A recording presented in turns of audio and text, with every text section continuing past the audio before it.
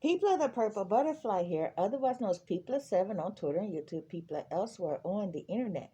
My blog is located at purplebutterfly-people.blogspot.com. My soaps, Purple Butterfly Soaps, can be located at people.etsy.com. My t-shirt designs, purplebutterfly-people.tmail.com. I'm here to show you how to make your own fitted mask like the one I'm wearing. Okay. First, you need some paper, 8.5 by 11, piece of scrap, whatever you happen to have available. And if you can find a piece of cardboard that you will transfer your permanent pattern onto. Okay.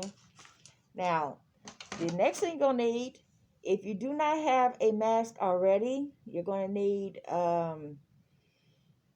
well, you'll see what I'm saying. I use a piece of paper 9 by 6 to make my first mask, which was a pleated mask.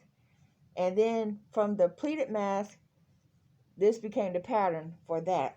Okay. Before I forget, I'm going to put this out there. Take a piece of string or something, put it where you want the mask to start, go around your ear, and come out where you want the mask to end, and measure from here to here. That gives you how wide you're going to make your elastic for your mask if you're going to use elastic instead of string. Mine was 6.5 inches, so I added a 1/2 inch on both sides for seam allowance. So that's how come mine fit as well as it does. Okay, just getting that out there. Okay, this idea, thanks to Beth, who was concerned about it.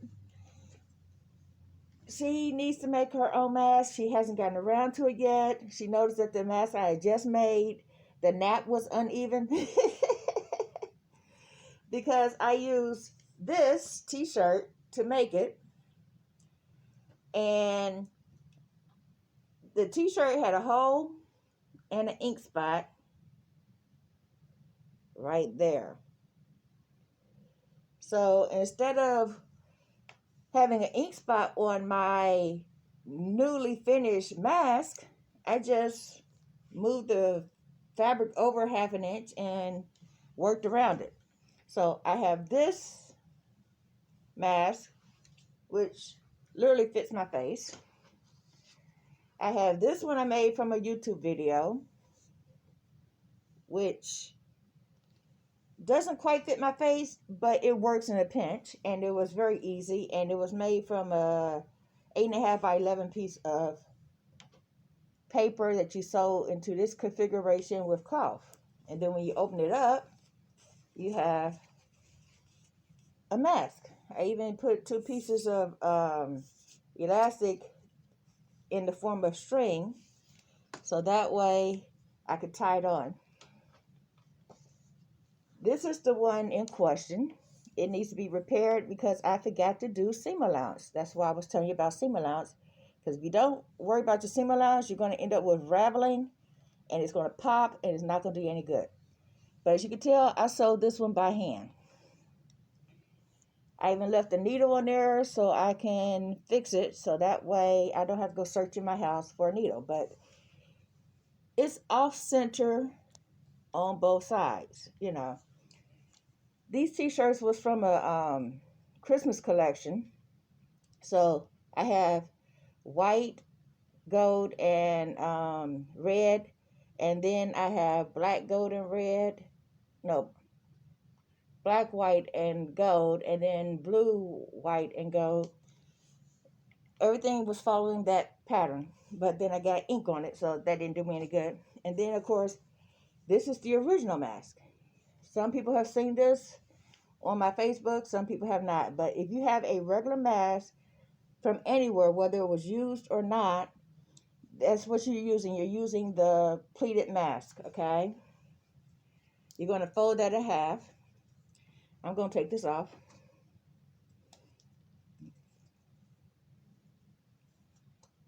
That's why I was making this mask out of t-shirt material because I could breathe through that even though it's several layers thick. This doesn't have very good breathability. It is tightly woven cloth. The liner is tightly woven cloth. And as you can tell, the nap is good on this side.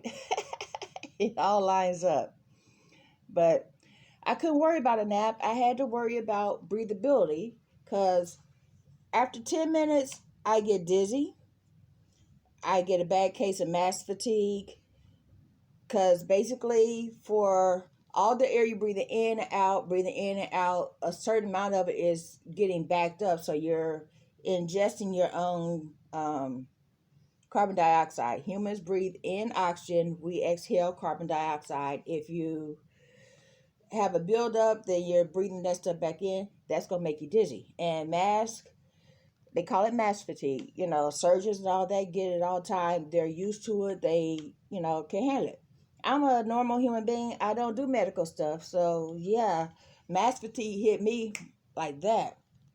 So I figure, let's come up with different ways. Because if I'm out and about, I can't be taking the mask off every 10 minutes because I got to breathe. But here we are in the middle of a pandemic, which means if you take the mask off, you can be contaminated by somebody. Yeah, that didn't work for me, so I came up with a breathable one. And then, somebody mentioned that the nap is off center. Okay, fine. So when we were making jokes about that, she goes, I haven't gotten around to making a mask yet. I need to know how. So that's how we got here. In the meantime, don't spend $20, $30 on a mask. There's actually a commercial right now that says, get 10 masks for $29.99. $30 for a disposable mask. Really? And you only get 10 of them. That might seem like a bargain because you're going, well, it's only $3. But let's think about something. This corona thing is going to be around for a while. It's hitting people's budgets. It's hitting people where they live, like, food supply. We can't worry about something disposable. We need something permanent now. So I'm going to show you how to make yourself a permanent mask. You could throw it in the washing machine or whatever. Wash it out by hand. First, you're going to take a pen and anchor your pleated mask or whatever type of mask you got going on. Okay? Pretend these strings don't exist at the moment. Now, you're going to grab the edges and go like that. All right? Now we're going to take some scrap paper. This is the only paper we have left. It's like leftover stuff from, that was a price list for years ago. But it's the only paper in the house because you can't go to the store and grab extra stuff as you need it. But anyway, I got mine on a clipboard. You could just, put it wherever format you're going to use. But you have to anchor it down some kind of way. Which is why I thought of a clipboard when I first made this. Okay, now, see what I did there?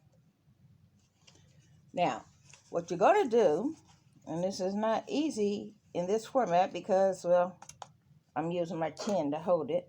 But what you're going to do is you're going to trace that now. Try to get the line straight.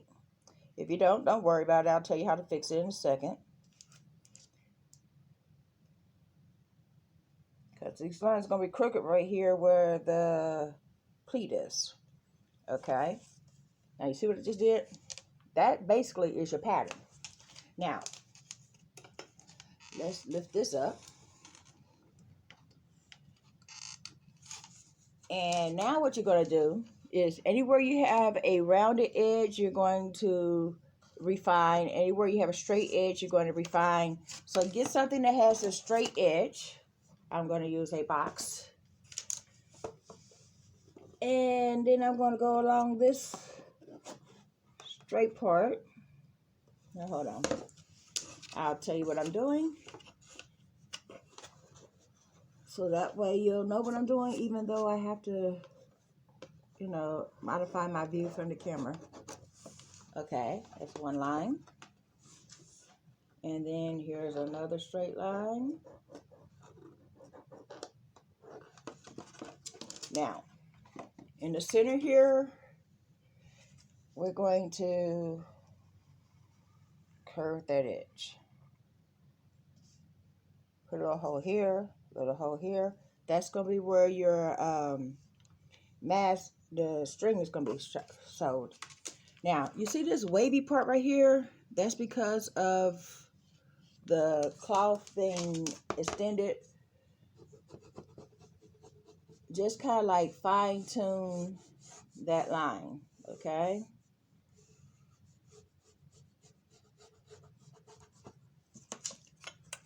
See what I did there? Now, decide which side of this is going to be your nose. And since I got this here, that's not going to be my nose because I can't do anything else there. So I'm coming over this side. I'm going to extend that line like that to the edge. And then this side here, I'm just going to curve up. See what I just did?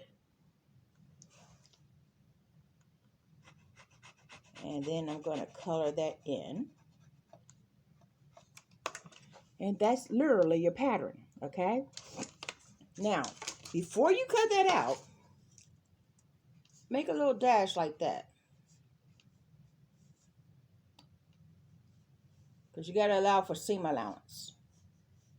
So you don't want to cut on the exact pattern unless you're willing to add seam allowance every time. And then if you do it that way, leave yourself a memo. Okay, so you take this and you're going to take a piece of cardboard and put it there and cut it out, okay? Now, when I cut this out, this is the one for my face. I even wrote down nose, ear, chin, my, what do you call that? It's going straight up where the, stretch and all that is. You want the stretchy part to be sideways. You want the part that's rigid going this way. And then if you're going to use glasses, make sure you adjust for your glasses. So basically put it to your face like this and see where your glasses, where your nose is, and round that more if you need to. That's how I got this shape here. Okay. Now, that's how you get the pattern. That gives you this. Make 2 of them, okay? You're going to make 2, sew on this edge, and, well, actually making 4, because you're making 4 of these pieces, but 2 is going to be in a different color, so that way you can reverse it, okay? The one that's reversed, give yourself another 1/4 inch on both sides. You're only going to sew them together on the edges here. You're not going to sew them together here because you want to be able to stick something there as a filter. Okay? Your entire mask is going to go around like this. And then you're going to, where I had those arrows, sew something to hold it on, like, your string or your elastic. And then when you make the secondary one, that's the liner, make that a 1/2 inch shorter, so that way you can get your hand in there, open it up to put whatever that you're going to put in there. That also gives you a place to put tissues or a coffee filter. I used that one time. I used another piece of cloth, just literally stuck it in there and then just kind of maneuvered it out so that way it was flat, so that way I can breathe. Tissues tends to work the best because that allows you to breathe, because this is rigid, tightly woven cloth. This is woven cloth. It's not as tight. I mean, this is just a piece of gingham that was around the house, but you can see how thin that is. You see what I'm saying? Now, I turn this around, fingernails in the same position. You cannot see my nail polish through there because that's tightly woven, but you can see my nail polish through here because it's a thinner fabric. Even with that being the case, you know, I got some breathability, but then you go stick something else in there and that reduces your breathability even more. And that's how you end up with mask fatigue. So I use tissue paper, like when you have Kleenexes. And now let me show you how you're going to put this together. And I'm not wearing my glasses if you haven't noticed. They're in my room hiding somewhere. Literally. I had them on my face when I went to sleep and they were gone by morning. So anyway, I'm turning this inside out so that way you can see the construction. Now, you're going to take the two pieces that's shaped like this, right sides together, okay? In other words, if there's a pattern, you're going to fold. If you have a pattern like this and a pattern like this, you're going to put that together so that way the insides is on the outside of the finished product. But you're putting right sides together, so basically you're doing the opposite, okay? This didn't really have a inside or outside because it's a stretch knit. It's, you know, it goes all the way through, so forth, so on. So the only thing I worried about was this t-shirt came this format, so that's the way I'm going to do it in case there's an actual right side or back side, but it's no worries. Okay, if you notice, one side has a remarkably higher, and that's the nose. See what I'm saying? So you're going to sew right sides together, and then you're going to take another one and sew it right sides together, and then you're going to take and sew from one side to the middle all the way down to the other side.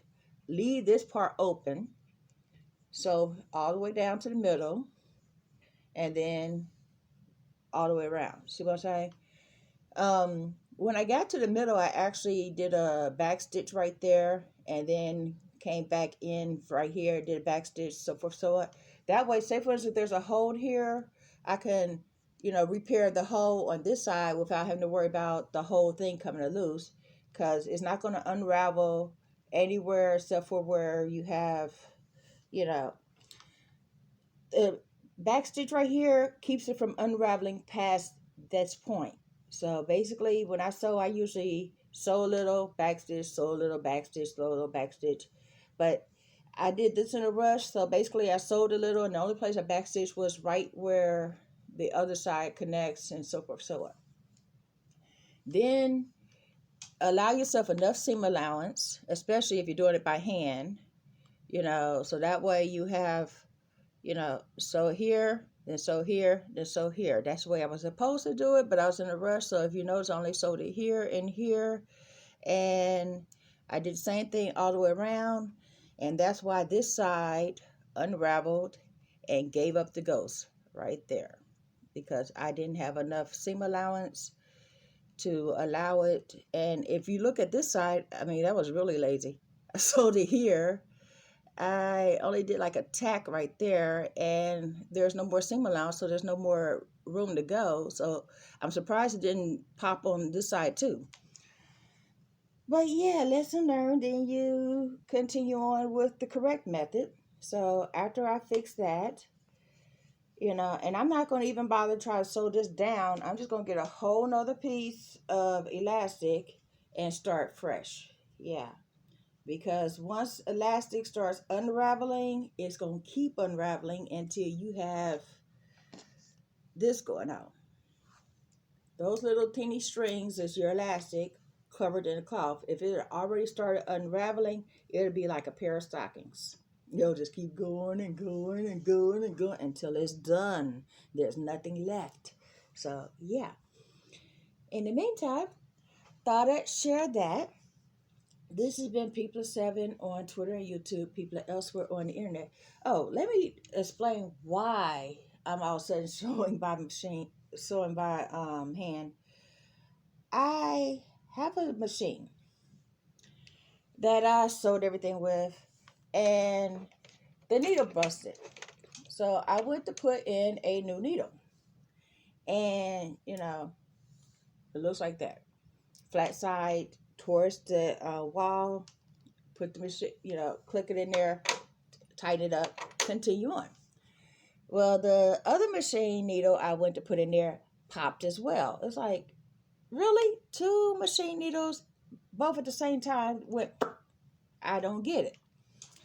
So I'm thinking, okay, that was a universal ballpoint needle. Maybe, since it's a new sewing machine, it doesn't use a universal, because even the universal needle says fits most machines. Or ballpoint needle fits for most machines, not all machines, for most machines. It's like you can't use a universal needle on a singer. Ask me how I know that. We have two singers in this house, a Kenmore, a brother, a white, and a white. Oh, and a Simplicity, which I'm not real sure where that went. I know it's somewhere in this house. I think it might have got given to one of the family members, because, this singer that we have here, that was, Mom inherited it from Aunt Pearl. And now, basically, I inherited it. I might sell it. I might not. It's a knee pedal machine. I can't use a knee pedal. No, my machine's knee pedal. This one actually goes to the floor. But it's 40 years old. I bought one that's from this century. I figure, hey, it's new. I won't have to worry about any problems, so forth, so on. With this situation happened, I tried universals. I tried the Singer. I even dug out the original needles that came with this machine. And it gets to the point where you're supposed to put it in there. Here's the little thing that's supposed to stop the needle where you tighten it up. It won't go to that point. It just literally, So I tried that method. I looked up YouTube videos on how to fix the problem. I called friends and so then last resort, I called brother. They had me take 2 pictures of, the issue, so forth, so on, and send it to them with their email. I was on the phone. Well, first I waited on the phone for 32 minutes. Then we get to talking about how to fix this machine. Okay, try this, try that. Yes, I tried. This is not my first rodeo, but you have to go through this part, to, when you troubleshoot, you're trying to eliminate what it could be compared to what it can't be. So basically you have to try to duplicate what happened, so that way they can figure out, how to fix your machine for you. And I was like, nope, I tried that too. I even turned it upside down. Yes, I did that. Yes, I did that. Well, can you send us a picture of your machine where you're trying to put the needle in, so forth, so on? I turned the machine upside down, took a picture. Turned it flat, horizontal, took a picture. Turned it upside down, took a picture. Sent it to him. And she went, oh my, there's no obstruction, but obviously something is preventing it from happening. You're going to have to take that to warranty. And I was like, okay. So she looked up my registration information. Yeah, come to find out, I bought this machine May the 14th of last year. Means I have 15 days to get this machine fixed for free. I didn't even realize this machine was a year old.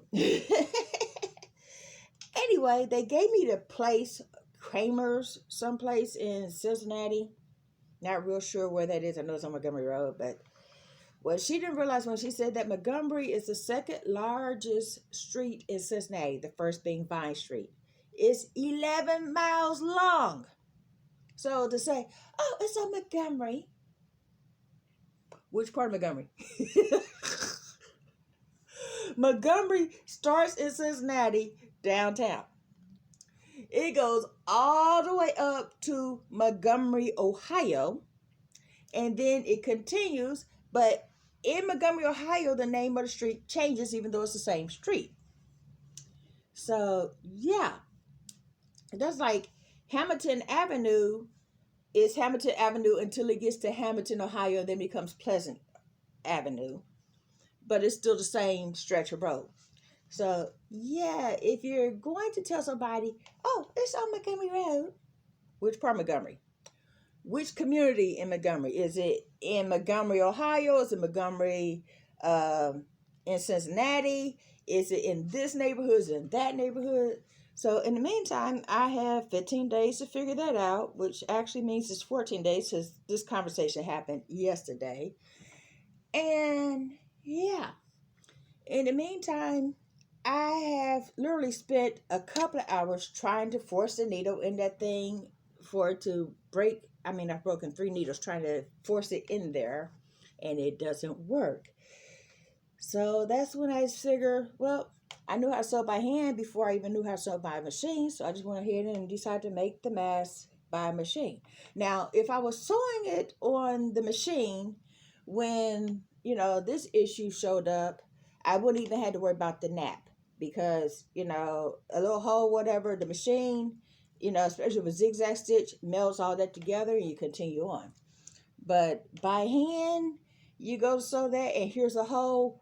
That hole is going to be an issue. So you just move the fabric down 1/2 inch and, sew on some pristine fabric instead of this little issue that we got going on. Anyway, I said all that to say this. Masks are very easy to make. You can make it by hand or by machine. Just do this. If you're making a mask that's pleated the way mine started out, basically, you're going to take a piece of fabric this size. Oh, no. Well, actually, don't even need to be this size. Basically, you can get away with this size.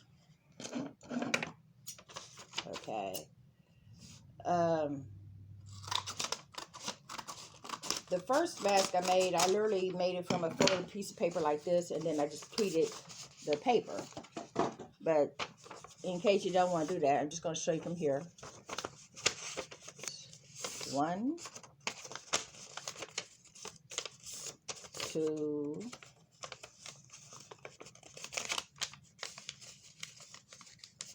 3.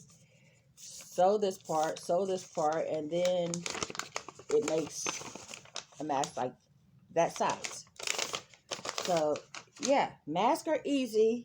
You can literally take a piece of paper, 9 by 6, or even the size of a standard piece of paper, and sew it down the way you need it, and just 1 stitch here, 1 stitch there, 1 stitch there, attach strings or elastic to it. And then you could get fancier and come up with this, or